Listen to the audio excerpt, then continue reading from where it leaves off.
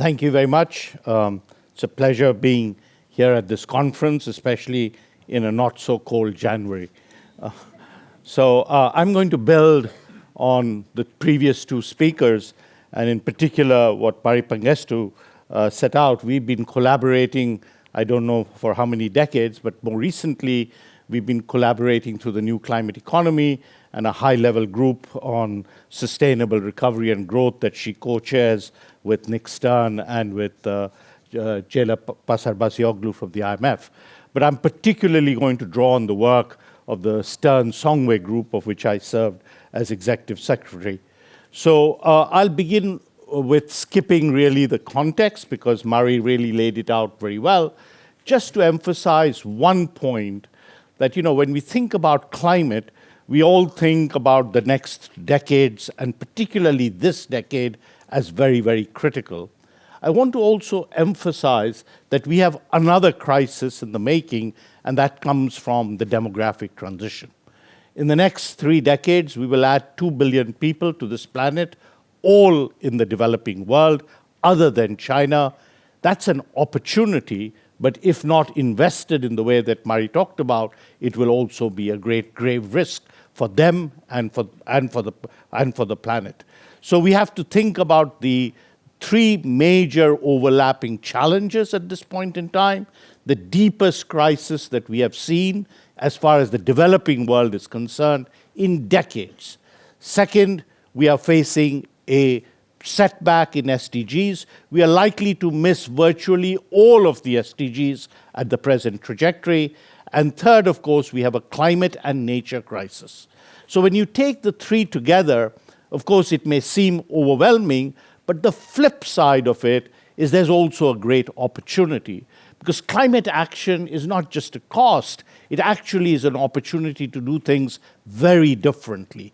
And I want to focus particularly therefore, sorry, this is not the right presentation, so let me just skip. Let me go there. So the point I want to make is we have now the opportunity to accelerate greatly through technological progress what we call tipping points for green transformation. Even since the Paris Agreement, the progress we have seen, not just in renewables, but in sector after sector, is that within a space of time we can move from something that is an idea to a niche, to a solution, and to mass markets. And as you can see in this graph, in difficult areas where we are today do not have low carbon solutions, we think that by 2030 we will actually have the prospect of making fundamental change across systems. Why is that important? It's important because the developing world can actually leapfrog, and they can avoid the mistakes that the countries of the past made, including China. So we can actually see a much better way forward, but the answer to that is exactly what Murray said. We will need a major push on investment, and we will need to tap and foster and tap the benefits of innovation. So the scaling up of investment that we need is large, but it is feasible. And as Murray pointed out, it's actually in all forms of capital. And we also have to recognize that there isn't any conflict between SDGs and climate-related investments. Indeed, the SDGs always embodied climate, and when you break down the investments of climate, they all have a strong SDG dimension to it. In particular, when you look at the climate side, you will see that there are 3 big areas where we need to invest.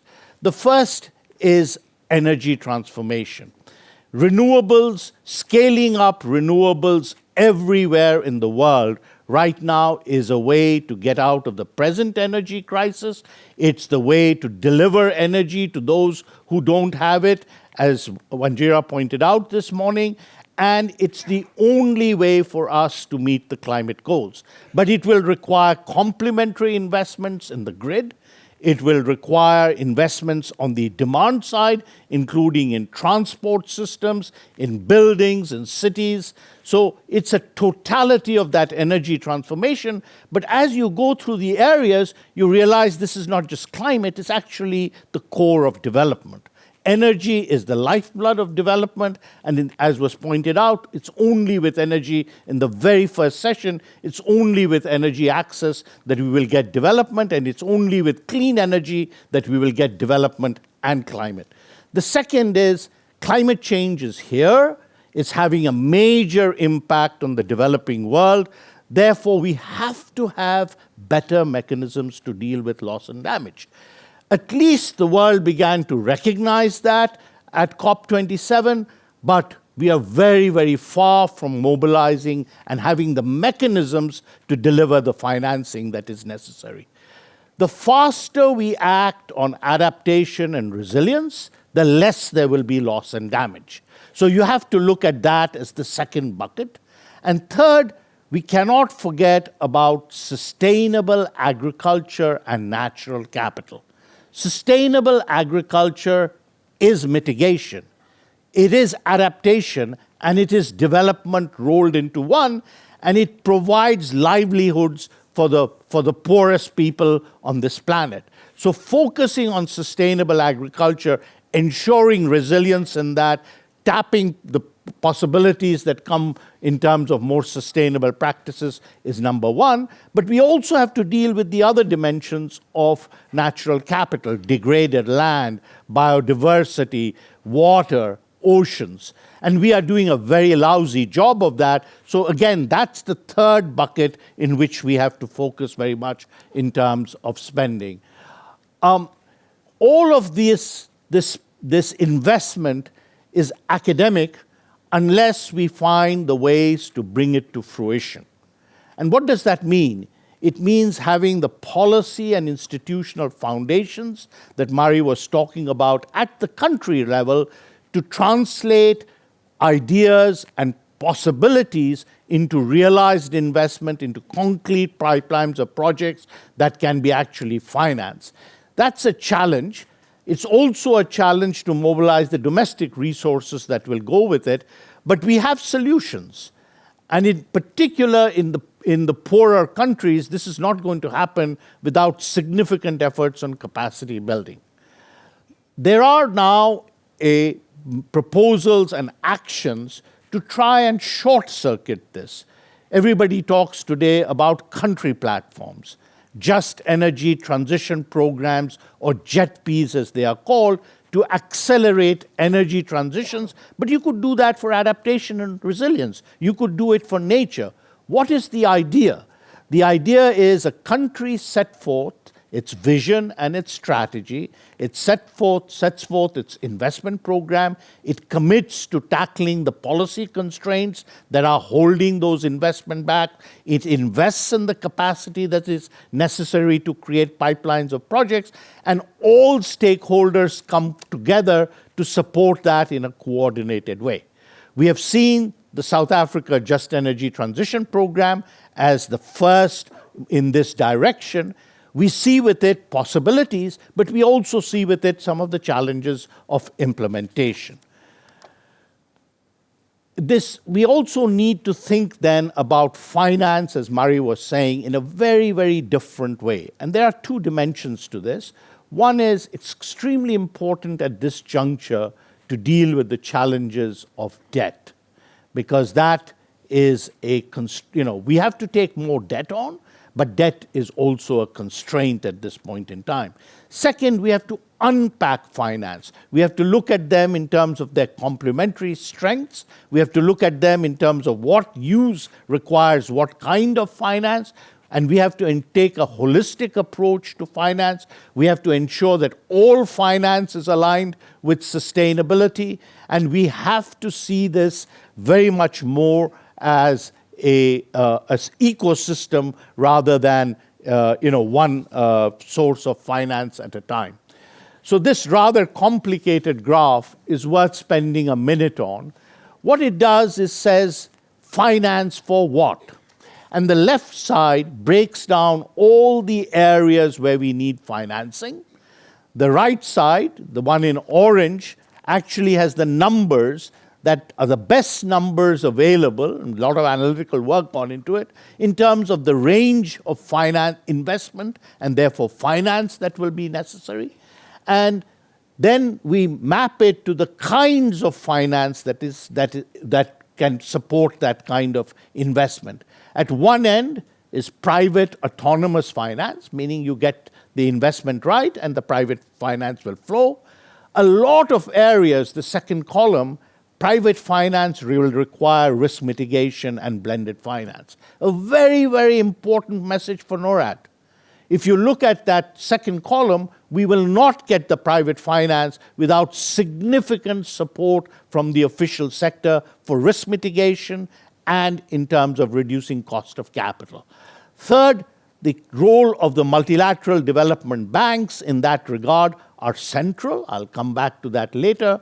And then we will need significant amount of concessional finance, much, much more than is being provided by donors at this point in time. Debt and debt sustainability is a key issue. If you look at debt, debt, the denominator of debt depends very much on the cost of the debt. So if you have this big investment push and it was financed on the terms that Wanjira was talking about, you would very soon get unsustainable debt. But if it were financed not even on IDA, but on IBRD terms, meaning the normal window of the World Bank, you get a path that is quite reasonable. So the cost of debt is a big issue, and I'll come to that again. We have significant potential to use now private investment for this transformation. If before renewables came along, the space on energy in the developing world was mostly public. But now we can see tremendous opportunities for the private sector to play a role in this. But at the moment, the volume of private finance that is mobilized is insignificant. Every year, the number that we talk about in terms of institutional investor capital is growing. On the last count, it's $400 trillion. How much of that flows into green investments in the developing world? The answer is close to zero. So making that new highway on private finance is going to be a crucial part of the agenda. But we are stuck in a kind of a false debate. If you go to the private sector, they'll tell you, we have plenty of money, but we just don't have good projects that we can invest in. And on the other side, countries will say, we have plenty of projects, the private finance will not come. And one of the reasons is the cost of capital. Cost of capital in emerging markets and developing countries is high at the level of the sovereign. That's what you see on the left side. When you translate that to concrete projects, in this particular case, for solar investments, you find that the cost of capital in Germany, in terms of equity return, is 7%. In a few emerging markets, it's 10, 12, but very quickly you get to exponential numbers where it's not a viable proposition. So if we want to get this massive scale-up of renewables, we have to be able to address this issue of cost of capital. MDBs are absolutely going to be central to this. They are the only entity that operates through the entire chain of the finance. They operate in helping countries address the policy and institutional bottlenecks. As Mari Pangestu pointed out, the new CCDRs are a very, very good way in which to identify the problem, but the World Bank and other MDBs can come in and support countries in that policy setting.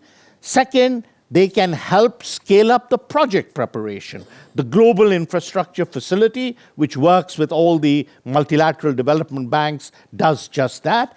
But they also play a very important role in finance. Two types of roles. One is they can catalyze private finance, but they are the lowest cost source of financing for public infrastructure in the developing world. And this is not about low-income countries versus middle-income countries. There is no zero-sum game here. It is about both. And they can provide funding for the middle-income countries in infrastructure, which they have not. I often say in the infrastructure space, the World Bank and many other of the MDBs are at the boundaries of irrelevance when you look at the scale of support they are providing. So there is a need for them to really ramp up at scale. But when you look at the future, there is no way that Africa's needs will be provided just by IDA alone. So scaling up the MDB system is going to be crucial. There are three ways in which you can do that. One is better private sector multipliers. Second is better utilization of existing capital, as Mari pointed out. But new capital into the MDB system, which has been politically very difficult, is the most powerful public finance that the world knows if you look at it from Mars. And we don't even see it here on Earth. If you put $38 billion one time into the MDB system, you can double their capital base by $700 billion. If you follow the recommendations on utilization of capital, if you follow better private sector multipliers, you start getting lending on an annual level of $600 billion to $1 trillion a year. That is, that's manna from heaven. And we are not able to utilize it because politically we would rather, fight our little fights, and this is something I hope we can come to in the panel later. Official concessional finance is key. The reason we haven't reached the $100 billion is because the bilateral climate finance was not delivered. The multilateral part was delivered, the bilateral part was not delivered. We call for a doubling, therefore, of bilateral climate finance. But even if you doubled it, you're not going to get where we need to get. So we call for expanding the envelope of concessional finance in all creative ways possible. SDRs, a big, big potential source of low-cost finance. But again, we have to get political agreement on it. Voluntary and compliant carbon markets with integrity. With integrity can be a powerful source, especially for priorities like peatlands, for forests, and for phasing out coal. Third, we can see tremendous possibilities for innovative mechanisms like there's the International Financing Facility for Education is one such mechanism, but there can be many others. And lastly, we see a growing role of private philanthropy. But as was pointed out by Lucas, there's other possibilities as well. And certainly I would say, President Macron is certainly pushing, for example, on other types of taxation that could provide resources. Certainly more equitable international taxation, global taxation, using carbon, in a more explicit way. All of those should be looked at. Ultimately, this is about a grand match where the developing countries do their part and all pools of private finance come together. The largest component comes from domestic resources, but MDBs have to triple, bilaterals have to double, and the largest scale that can then come is from private finance. In closing, let me make a few key points. First, that as I end where I started, that we are actually at a critical time for people and planet. A big push on investment and innovation, together with sustainability and innovation, can get us out of this present crisis, can restore momentum on development, and is the only way to deliver on climate goals. Domestic resource mobilization, policy reform, foundational, but external finance will be critical. We need $1 trillion of external finance per year by 2030, not $100 billion. That's what we prove in the paper. The scale is much larger, but it's a very different kind of finance. It will come from three sources: the MDBs, the private sector, and more concessional finance, coordinated and cooperative structures which bind stakeholders in frameworks of accountability can be very powerful and can also facilitate, in some sense, repeat games. It's only if all stakeholders come together in a structured way we will get to where we need to get to. Thank you very much.